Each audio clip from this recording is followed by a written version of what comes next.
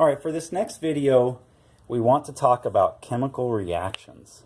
So chemical reactions are just rearranging the elements in one compound and another compound to form new compounds or new molecules. So rearrange the atoms, exchange them in and out of compounds to make new compounds. So I've described here a chemical reaction in words, and you'll notice that it's kind of obtuse, kind of inaccessible, but we'll read it really quick. What it says is that I'm describing this reaction where solid sodium metal reacts with chlorine gas to make the solid ionic compound sodium chloride. In addition to being a little bit hard to picture that, it doesn't actually give you that much information. There's also some information that's missing, like, well, what form is the chlorine gas exactly in? It's gas, clearly, but what's the formula of chlorine gas? Is it just Cl? I don't know. So it's easier if we convert this into what's called a chemical equation. So to write a chemical equation, it'll show us shorthand exactly what's going on in this reaction. So I'll walk you through the process right now of how to turn a chemical reaction sentence into a chemical equation. So we start out with sodium metal solid. So sodium symbol is Na, and solid is the state of it. It's not liquid, it's not a gas, it's in the solid state. So we put that in parentheses right here next to the element. Then it reacts with, so when you see a reacts with, we just symbolize that with a plus, so that's pretty quick and easy. Just say sodium metal, it's in the solid state, reacts with chlorine gas. So we know it's chlorine, we know it's gas. But there's one more thing that we need to actually note here, is that chlorine gas in its normal form is not just a single chlorine atom floating around. It's not stable at all in that state. Chlorine is one of those diatomic elements. So there's 7 diatomic elements you should have memorized. And I'm just going to note them right down here at the bottom for you. But while I note them,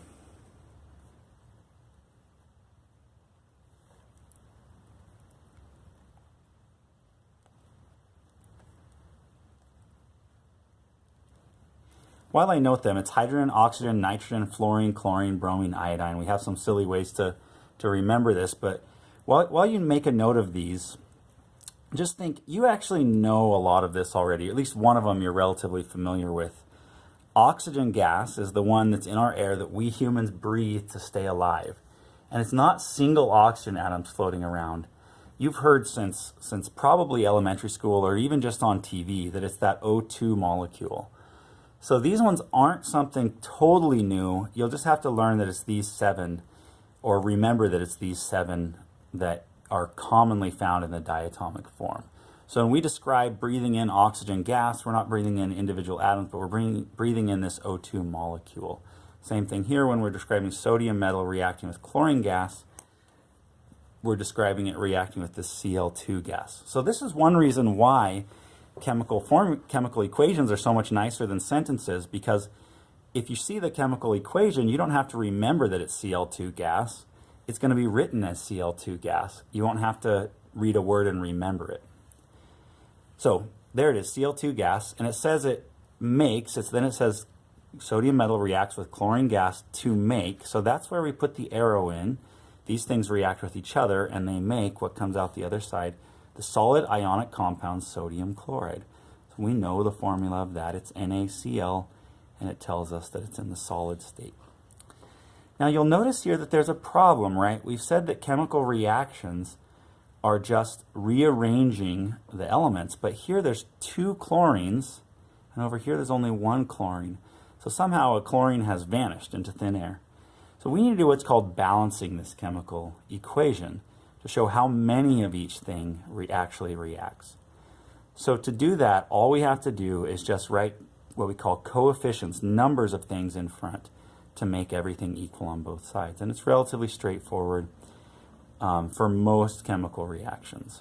This is chlorine, has in the diatomic form, so that means there's 2 chlorine atoms here. So we just need to make sure we go over here and make sure there are 2 chlorine atoms. So you can't change this chemical formula. You can only change how many, the coefficient up here, how many of those are present. So we're going to say there's going to be 2 sodium chlorides present because there were 2 chlorines that went in, so we need to get 2 chlorines out. But that also changes the sodium. So now that means there are 2 sodiums and 2 chlorines. So we need to take that 2 sodium and make sure there are also 2 sodiums over here. And there you go. We're done balancing the equation. We've made sure there are 2 sodiums on this side, 2 sodiums on that side, 2 chlorines on this side, 2 chlorines on this side. Everything's good. So now this chemical equation shows us a lot more than that sentence ever did. It shows us the actual, in addition to the elements and compounds that are in this reaction, it shows you their states, which we talked about there, but it also shows us the chemical formula of the reactants and the relative amounts, that you're going to need 2 of these atoms to react with 1 Cl2 molecule, and then we're going to get out 2 sodium chloride formula units of the sodium chloride compound.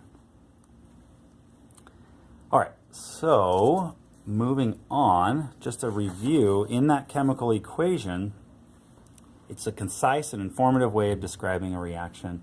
It provides some extra information about the reaction, like the formulas of the reactant products, the states, whether it's solid, gas, and the relative numbers of the reactant and product molecules that are required to do this reaction. Just a side note before we go on, some of those symbols that you're going to see in a reaction, we've listed solid and gas right there, are right here on this sheet. So you can pause and put this in your notes or take a screenshot or whatever you want to do here. The little g we use is for gas, the little L we use is for liquid, the S is for solid. And we're going to also use this little symbol AQ, which means aqueous, which means something is dissolved in water. It's a Latin word. Aqueous, aqua would be water, and us just means of. It means it's in water, essentially. So we're going to do that a lot, actually, because a lot of our chemical reactions happen when things are dissolved in water together. And then last, you probably won't see this very much in our class, but we like to use these symbols in chemical reactions.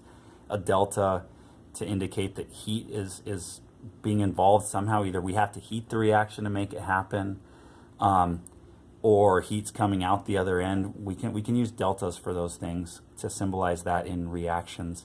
And we string together the H and this is a Greek letter nu, actually, to indicate that light needs to happen to make a reaction start, to initiate a reaction. This is Planck's constant, and that's a symbol indicating the frequency of the light that's being used. But we use them together in a chemical reaction to symbolize that light initiates this reaction. So that's some symbols. Now, what we want to do now is, before we get to the next thing, I want to give you some strategies for balancing some more difficult or equations that look more complicated. So here's one.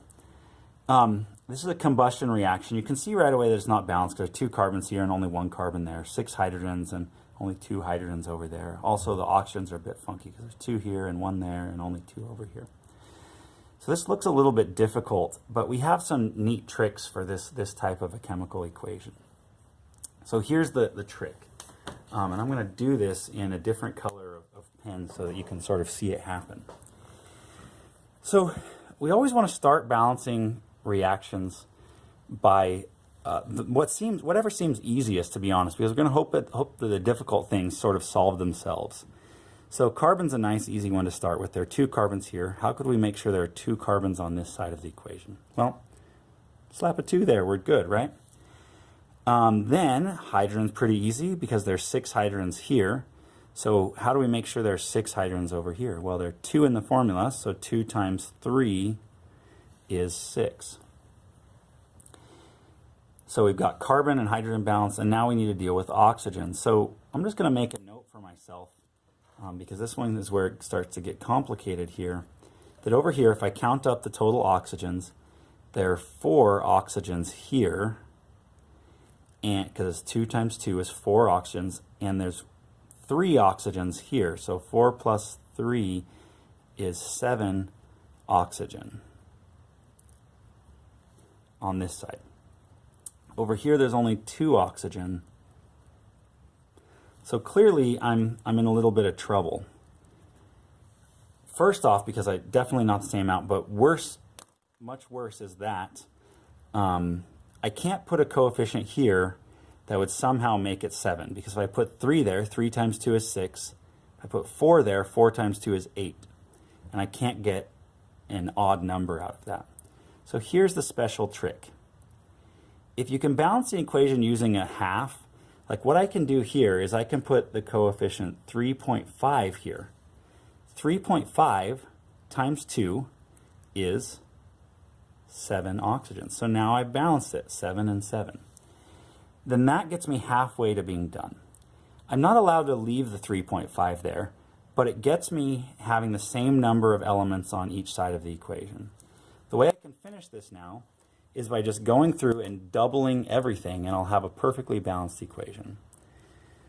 So there was understood to be a 1 here, so I need to turn that 1 into a 2. I need to turn the 3.5 into a 7. 3.5 times 2 is 7. 2 times 2 is 4. And 3 times 2 is 6. And now we have a perfectly balanced equation. 2 of those plus 7 of those gives me 4 of these and 6 of these. That's a really helpful tip for balancing some difficult chemical equations to balance. The next tip is if you have reactions that look like this, it looks scary, but it's actually not that bad. Because a lot of these things aren't changing what they are. They're polyatomic ions that are just sort of mixing themselves around in the solution. So the key is to recognize the ions that are present and to not separate them when you're thinking about balancing here. This is the sodium ion. This is what's called the acetate ion. Notice that that acetate ion, C2H3O2, is also over here. C2H3O2 is over there. Notice that this ion here, the sulfate ion, SO4, is still over here, SO4. So when we balance this, don't count oxygen separately, just count them in their polyatomic ions. So if you notice here, there's 1 sodium here and 2 sodiums here. So to get 2 sodiums on this side, all we have to do is put a 2 in front of that chemical there. That makes 2 sodiums. And that actually solved another problem for us.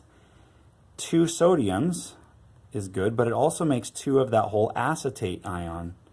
So 2 of that acetate ion, which over here there were already 2 of that acetate ion in that chemical formula. Now we can go through. How many magnesiums are there here? 1. There's 1 magnesium over there. How many sulfates are there here? 1. And 1 sulfate. So that equation was actually really simple to balance. And we recognized that if we just noted that we kept the polyatomic ions together and noticed that it was the same here and there. So that's just 2 tips for balancing difficult chemical equations.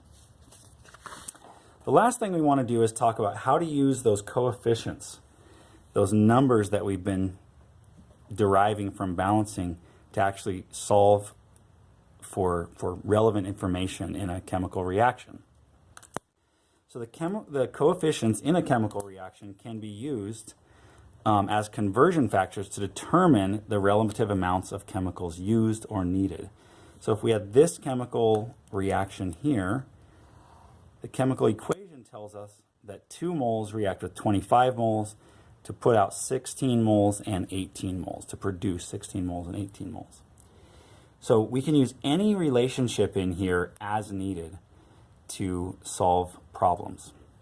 I have an example that we can do relatively quickly with another combustion reaction here. And the question says, according to the following chemical equation, how many moles of water, so how many moles of this guy over here, of water,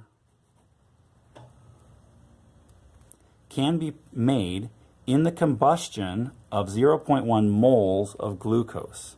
This is glucose, and we start out with 0.10 moles of this, and it's saying when we burn this, how much of this is going to be made.